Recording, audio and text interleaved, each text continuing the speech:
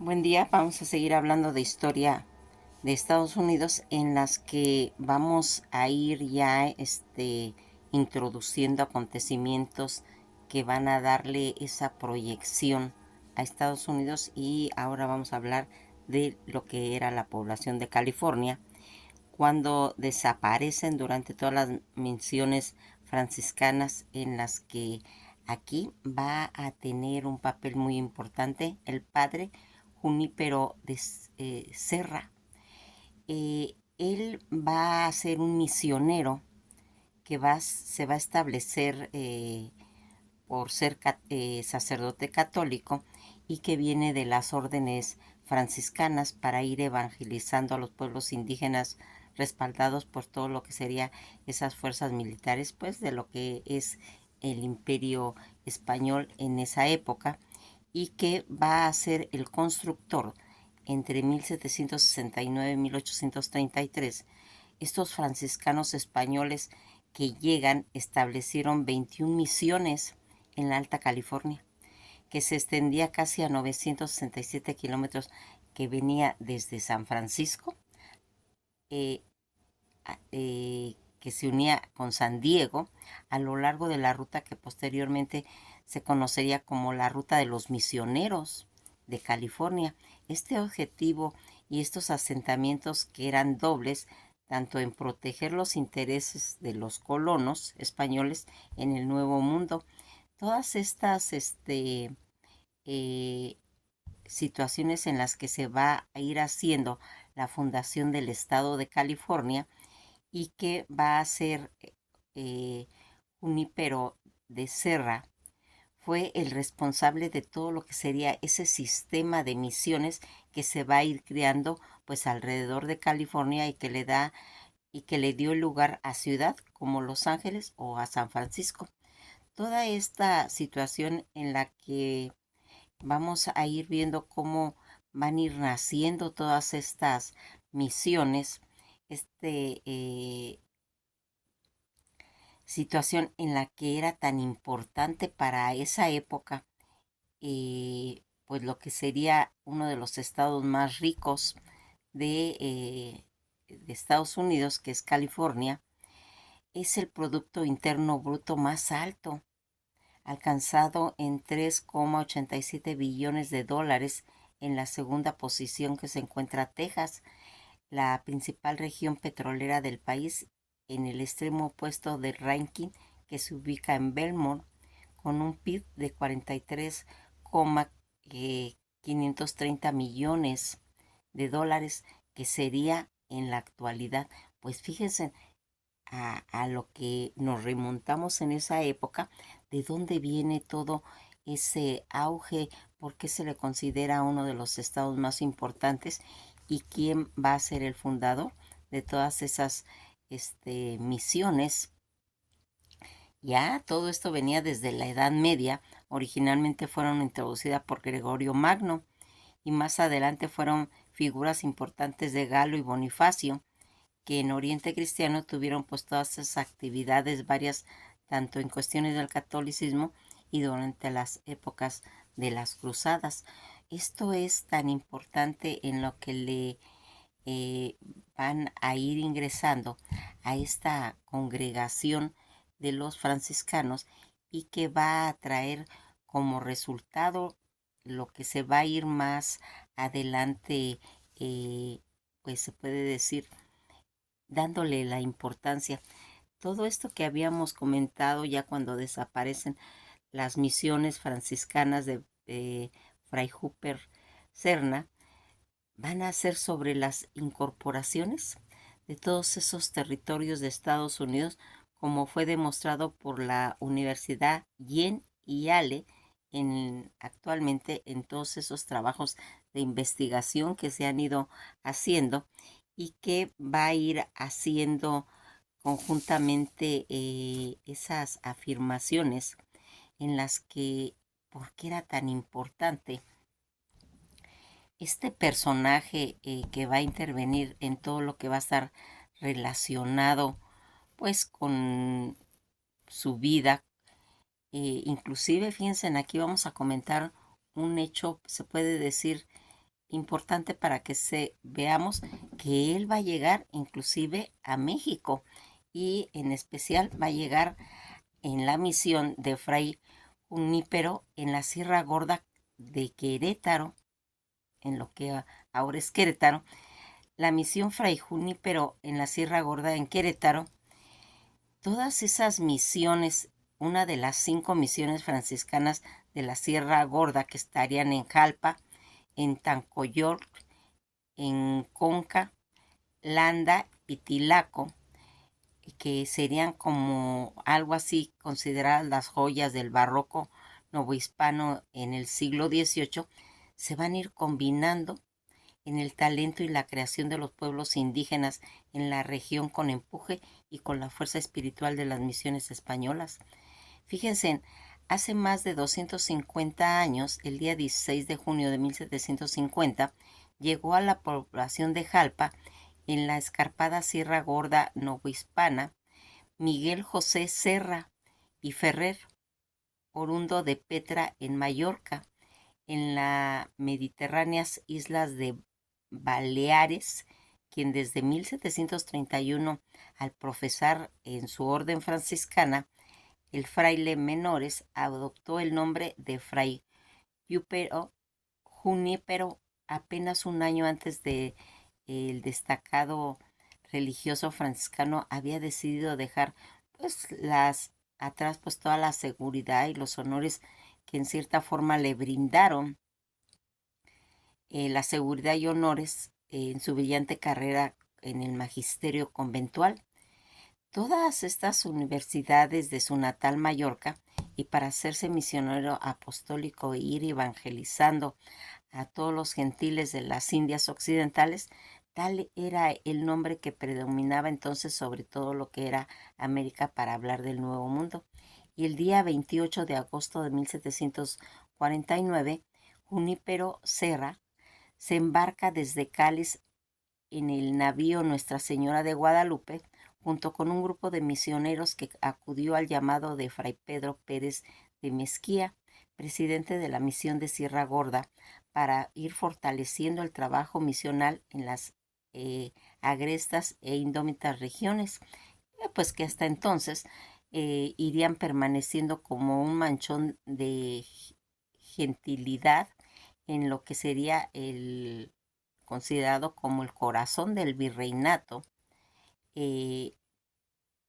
la Nueva España, entre las que se encontraban los mallorquinos Juan Crespi y Francisco Palomo, quien había acompañado a Junípero como biógrafo y amigo hasta la muerte, lo que lo llevaría ya a la Alta California. Toda esa travesía que van a empezar el día 7 de diciembre en un transatlántico de 3 meses, Junípero pisó por primera vez las tierras del continente americano en Veracruz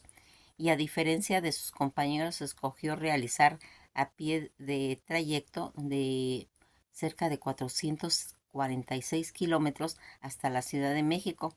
mortificación que había de ocasionarle una lesión en la pierna izquierda que le duró, pues, se puede decir, toda su vida. Tras 15 jornadas de caminata, el padre Serra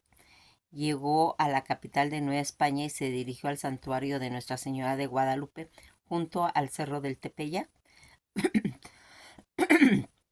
Todo esto que ingresaría al día siguiente, en el año 1770, al Colegio Apostólico de San Fernando, donde permaneció casi 5 meses, ocupados por la formación de misionero apostólico para la propagación de la fe cristiana. Hasta el mes de mayo fue nombrado presidente de la misión de la Sierra Gorda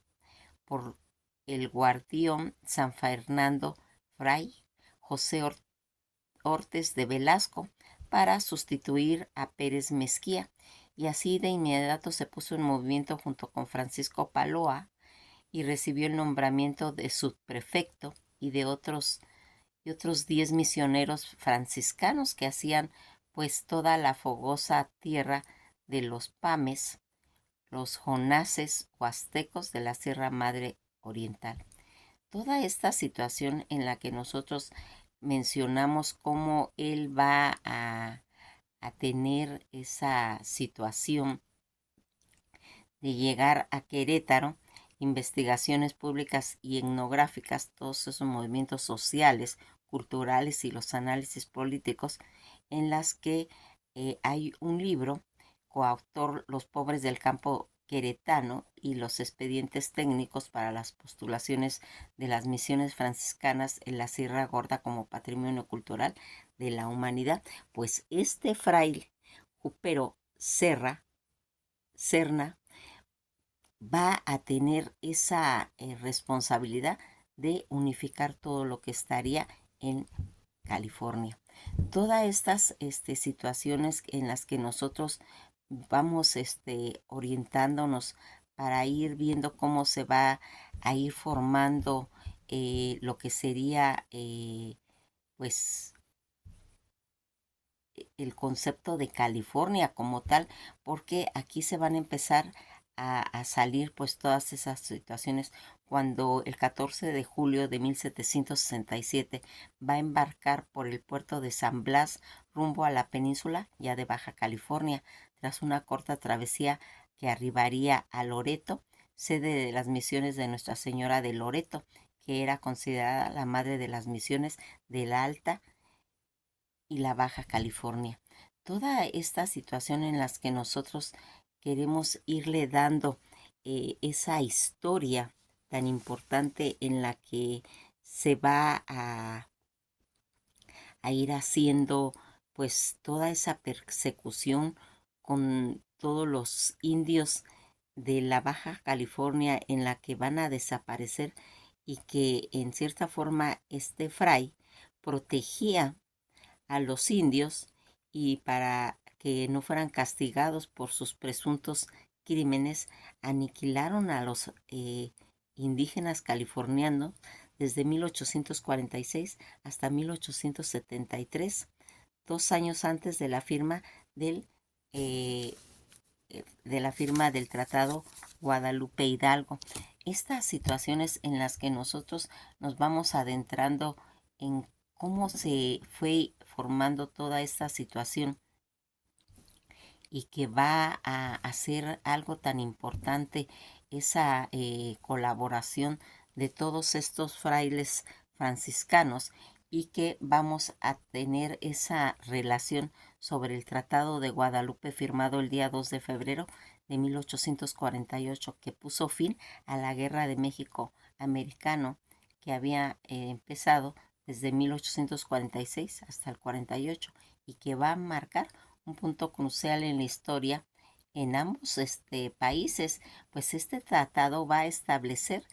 el límite de la frontera entre México y Estados Unidos, con México cedido una gran porción de su territorio al norte, que en realidad vimos que no lo quitaron, que fue una expansión norteamericana donde van a tomar casi el 67% de las tierras mexicanas. Todos estos detalles que de este tratado que se firma después de la Guerra de México americana con el conflicto que va a surgir de todas esas tensiones fronterizas y el deseo de expansión territorial de los Estados Unidos. México va a ser despojado por Estados Unidos en ese vasto territorio de 67% que incluía los actuales estados tanto de California, Nevada, Utah, la mayor parte de Arizona, Colorado, la parte de Nuevo México, Kansas, Illinois y Oklahoma.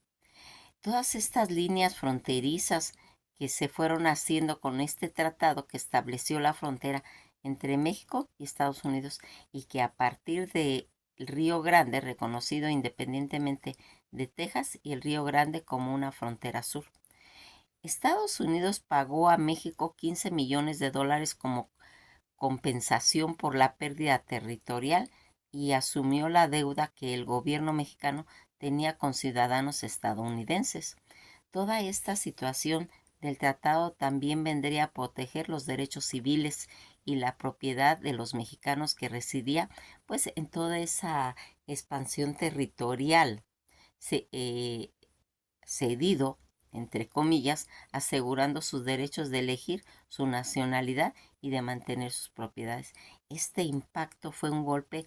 devastador para México, que perdió casi la mitad de su territorio. Este generó una gran controversia y descontento dentro del país, y este tratado fue un hito en la expansión territorial tanto de Estados Unidos, completando su dominio desde el Atlántico hasta el Pacífico. Toda esta situación en el Tratado de Guadalupe, oficialmente llamado Tratado de Paz, y que va a poner fin a lo que sería toda esta situación. Hay algo que aquí nosotros queremos ver: cuáles fueron las condiciones de ese Tratado de Guadalupe que se dio el 55, pero que en realidad más adelante se va a ver que fue más del 67% de su territorio, pues incluyendo todo lo que hemos estado mencionando de esos estados en los que se perdió por esa expansión territorial. Y que aquí también nos hemos puesto a pensar qué hubiera pasado si no se hubiera firmado el Tratado de Guadalupe. Estas son cosas muy interesantes que debemos de saber al respecto. Miguel Soto dijo que no de haberse suscrito y prolongado la guerra, las consecuencias hubieran sido peores, como consecuencias de la Baja California y el Istmo de Tehuantepec, que podía haber sido más adelante, ambos con miras pues anglosajonas. Todas estas causas de la pérdida de todo este territorio, aunque muchos mexicanos lo creen, en realidad fueron distintos factores los que influyeron en la secesión de territorio mexicano a los Estados Unidos, principalmente independencia de Texas, toda esa expansión estadounidense, además de la inestabilidad del gobierno mexicano, y que va a ir haciendo que se haga esa venta de territorio mexicano, que fue cedida a los Estados Unidos principalmente después del Tratado de Guadalupe Hidalgo, que sería en 1846, tras la Guerra de México y Estados Unidos. Esta guerra resultó la pérdida de una gran extensión territorial, incluyendo pues todo lo que hemos comentado de los estados. Además, debe mencionarse que durante el gobierno de Antonio López de Santana negoció la venta de un pequeño territorio conocido como Mesillas o Gadsden Pushak en Estados Unidos en 1853 a través del Tratado de Mesillas. Toda esta situación, en resumen, las principales pérdidas del territorio fueron producto del Tratado de Guadalupe Hidalgo, aunque también hubo una pequeña cesión adicional a través de ese tratado que comentamos, que es el Tratado de Mesillas, en el que también va incluido, y que en este tratado va a hacer toda esta repercusión. Fíjense en que algo que siempre hemos ido pues tratando de ir teniendo pues con claridad, esta situación en la que nosotros nos vamos a ir viendo cómo es pues las consecuencias de lo que va a traer esta este tratado. A veces cuando pensamos en la historia decimos, es que Santana lo vendió por avaricia y todo, ¿no? Habían problemas que estaban en cierta forma orillando a que se llevara esta situación, porque si no, ya lo vimos, hubiéramos perdido más tierras que ellos ya tenían visualizadas, y que si no se hubiera hecho este tratado, hubiera tenido esta situación. Algo que está pues muy claro, en la que debemos de ir viendo cómo se va a poner fin a lo que sería pues, de total importancia. Pues ya vimos que en todo lo que está esta situación en el tratado, en la época del Tratado de Guadalupe Hidalgo, el 8 de enero Manuel de la Peña y Peña sustituyó a Pedro María Anaya en el Poder Ejecutivo, lo cual fue a él a quien le correspondió la responsabilidad de llevar un buen término y acuerdos en lo que se haría en toda esta situación. Cuando México es parte de Estados Unidos, nos damos cuenta por qué no ha llegado a ser parte. Esto es muy importante porque tal vez habrán personas que dirán, pues nosotros sí queremos pertenecer a Estados Unidos, pero no es así. México no tuvo nada que ver con las colonias que convirtieron a Estados Unidos. De hecho, Estados Unidos y México entrarían en guerra posteriormente por Texas, Nuevo México, Arizona, parte de California, y por eso no nos integramos a Canadá y a Estados Unidos, porque a pesar de todas nuestras similitudes, nuestros dos países, pues ellos son diferentes, nosotros somos autónomos y que eso va a estar haciendo. Eh, Cuando nosotros vamos viendo toda esta importancia que va a tener pues esa visión a través de la historia, ¿por qué los países tienen ese concepto de ser libres, de tener pues una nacionalidad bien definida, una situación en la que pues va a estar bien definida todas las situaciones en las condiciones que en ese momento pues se van a dar? Algo que va a tener aquí algo muy importante es lo que se va a suscitar cuando va a venir la fiebre del oro en California. Toda esta situación de 1849 que va a impulsar inclusive la construcción del ferrocarril de Panamá en el istmo, que sirvió como una ruta crucial para la búsqueda del oro, que viajan entre las costas del este y las costas del oeste en Estados Unidos. El ferrocarril va a facilitar el transporte de las personas y mercancías a través del istmo, lo que a su vez va a sentar las bases para una posterior construcción que ya sería lo del canal de Panamá. Todo este rol del istmo de Panamá durante lo que sería la fiebre del oro, la ruta de transición, el istmo de Panamá se convirtió en uno de los puntos más importantes de tránsito para los buscadores de oro que deseaban llegar a California. Toda esta situación en la que nosotros vamos a empezar a tener esa visión de lo que sería pues la historia de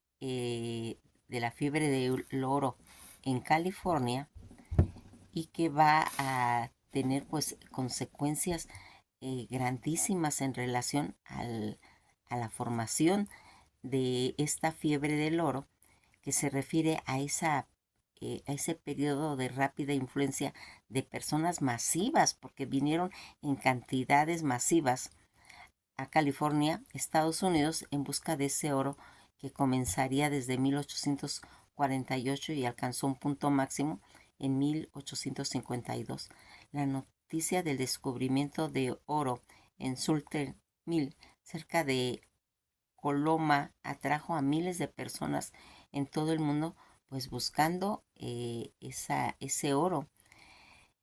Todo lo que vamos a ir viendo a través de la historia, de cómo se va a empezar a originar esta llegada de pues de tanta gente a querer empezar con ese frenesí